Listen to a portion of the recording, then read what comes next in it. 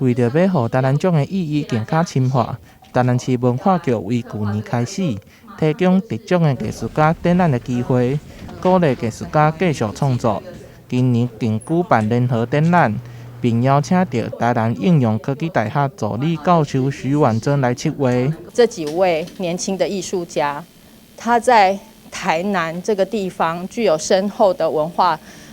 素养的一个所在地，他所表现出来的用了一个传统的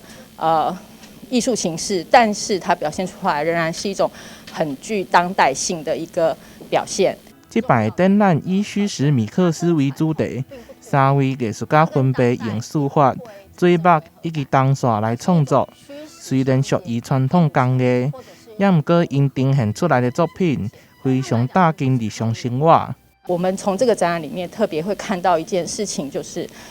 他们的作品跟这个当代生活、日常生活一点都没有隔阂。这是我这次展览里面的观察，然后也是我为什么会以虚实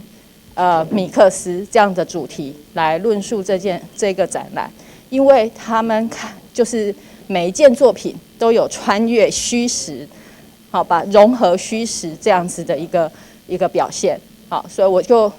以这个虚实米克斯作为一个主题。以前都是得完比赛完就结束，那这次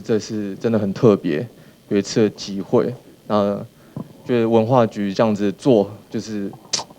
对艺术家真的是很尊重吧。2021年台南奖得主分别是徐君玉、刘以乐以及董佑凯，以无同的主题诠释当代甲传统共生。该展览伫台南文化中心展出到10月9日，欢迎民众前往参观。台南新闻杨顺怀采访报道。